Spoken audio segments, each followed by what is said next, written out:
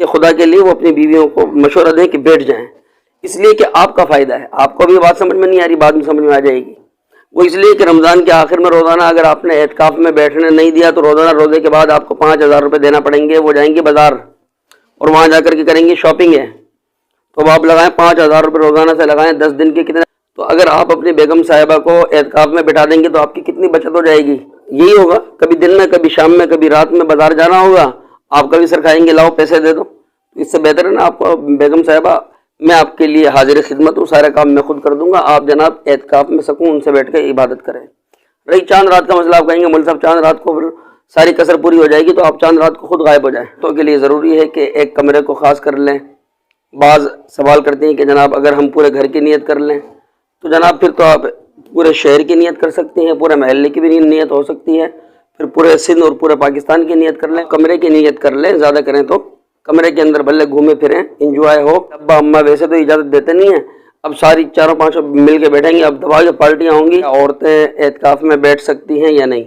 دیکھیں اس میں اگر کتابوں کو دیکھیں تو لمبا چوڑا اس میں تفصیلی مسئلہ لکھا ہوا ہے، فقہا کا اس میں شدید اختلاف ہوا ہے۔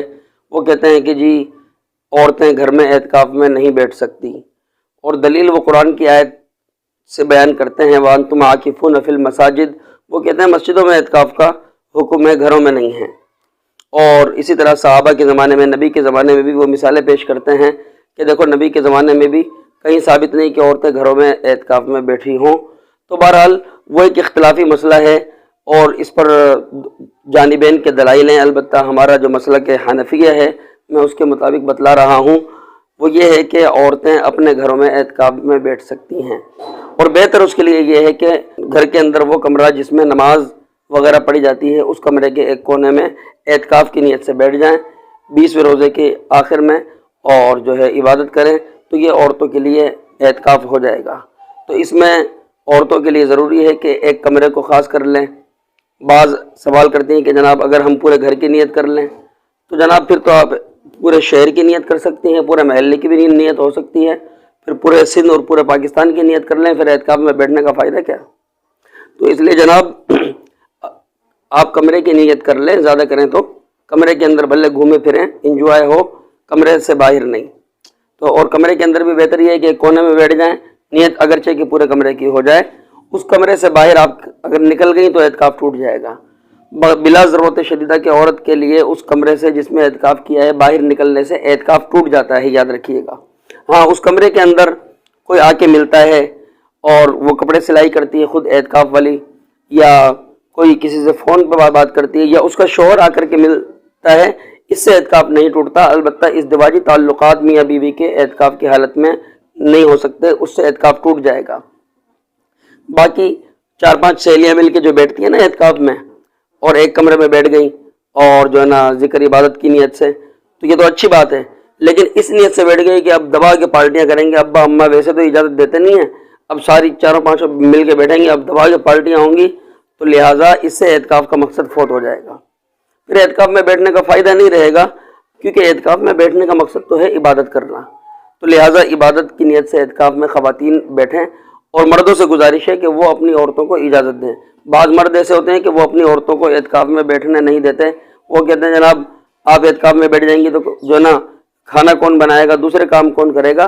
اگر گھر کے اندر انتظام ہو تو اپنی بیویوں کو اعتکاف میں بیٹھنے دیں، بیویوں کو، بچیوں کو، تاکہ ان کا ذہن لگے، پھر ان کو ترغیب دیں کہ وہ تلاوت قرآن کا اہتمام کریں۔ اور ایک پرسنل مشورہ ہے میرا مردوں کو کہ خدا کے لیے وہ اپنی بیویوں کو مشورہ دیں کہ بیٹھ جائیں، اس لیے کہ آپ کا فائدہ ہے۔ آپ کو بھی بات سمجھ میں نہیں آ رہی، بعد میں سمجھ میں آ جائے گی۔ وہ اس لیے کہ رمضان کے آخر میں روزانہ اگر آپ نے اعتکاف میں بیٹھنے نہیں دیا تو روزانہ روزے کے بعد آپ کو 5,000 روپے دینا پڑیں گے۔ وہ جائیں گے بازار اور وہاں جا کر کے کریں گے شاپنگ ہے، تو آپ لگائیں 5,000 روپے روزانہ سے لگائیں، 10 دن کے کتنے؟ تو اگر آپ اپنی بیگم صاحبہ کو اعتکاف میں بٹھا دیں گے تو آپ کی کتنی بچت ہو جائے گی؟ اللہ کے لیے اس مسئلے کو کوئی شرعی مسئلہ نہ سمجھے، کہ میرا ایک پرسنل ایک میں نے بات کی ہے کہ وہ روزانہ پھر یہی ہوگا، کبھی دن میں، کبھی شام میں، کبھی رات میں بازار جانا ہوگا، آپ کا بھی سر کھائیں گے، لاؤ پیسے دے دو۔ اس سے بہتر ہے نا آپ کو بیگم صاحبہ میں آپ کے لیے حاضر خدمت ہوں، سارا کام میں خود کر دوں گا، آپ جناب اعتکاف میں سکون سے بیٹھ کے عبادت کریں۔ رہی چاند رات کا مسئلہ، آپ کہیں گے مول صاحب چاند رات کو پھر ساری کسر پوری ہو جائے گی، تو آپ چاند رات کو خود غائب ہو جائیں۔ تو اللہ کے لیے یہ تو ایک اضافی بات ہے جائز خرچہ اپنے اہل و عیال پہ کرنا بھی چاہیے۔ باقی خواتین کو اعتکاف میں بیٹھنے کی اجازت ہے اور ان کے لیے بھی سنت ہے اور بہت بڑا عمل ہے۔ البتہ اس میں خواتین اس چیز کا خاص خیال رکھیں کہ ناپاکی کے ایام نہ ہوں، مینسز کے ایام نہ ہوں، ان کو اپنی تاریخ یاد ہو۔